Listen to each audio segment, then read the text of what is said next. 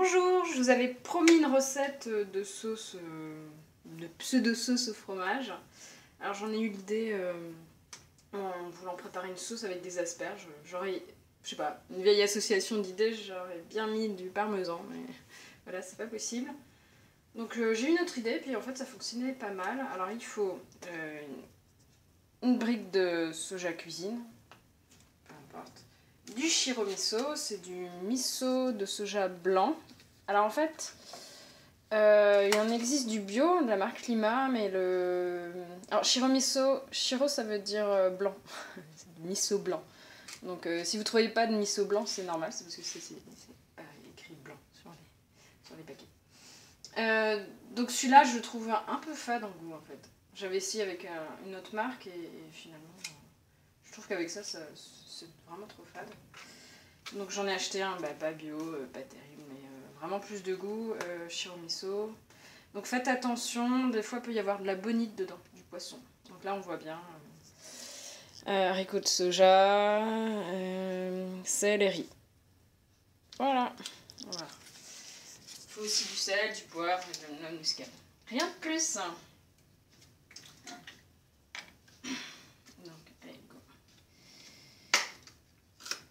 La brique entière, c'est 250 ml environ.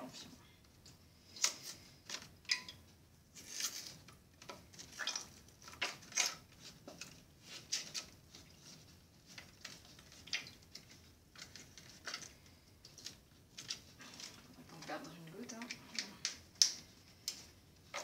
Je vais mettre à chauffer.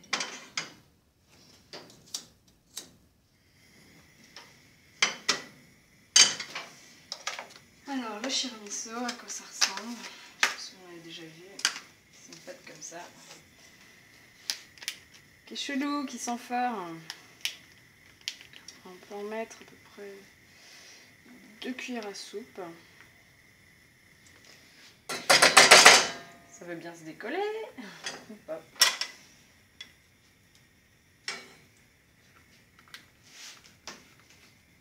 Après, ajustez en fonction de vos goûts. Hein.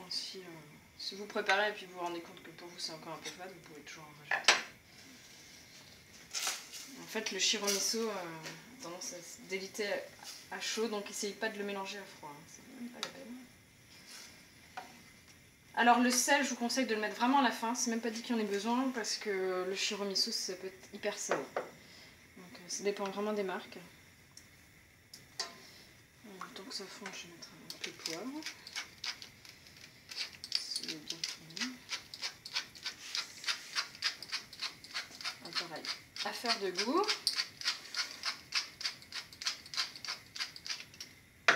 On pourrait s'arrêter là hein, et juste mélanger les deux. Ou moi j'aime bien rajouter un peu de noix de muscade.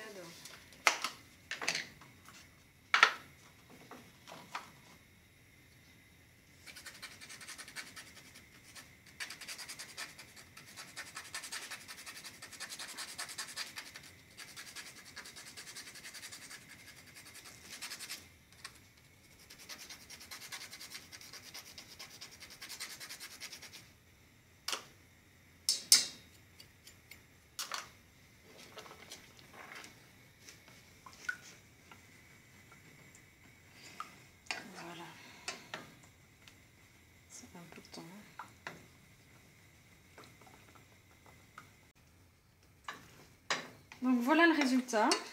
C'est une sauce, Vous voyez, ça c'est un peu épicé d'ailleurs. C'est pas mal. Moi là, le goût il me convient. Après, vous pouvez en mettre moins, plus. Je trouve que ça donne un petit goût fort comme ça. Qui s'accommode bien dans les sauces blanches, dans certaines recettes. Avec des pâtes. Parfait. Voilà. Je vais vous montrer moi ce que je vais en faire. Tout de suite. Donc voilà ce que je fais avec la sauce. J'en fais une pseudo tarte flambée. Donc sur la pâte, je mets la sauce, du tofu fumé, du poireau que j'ai fait revenir un petit peu avant, des épinards frais, de la ciboulette. J'ai même mis les fleurs.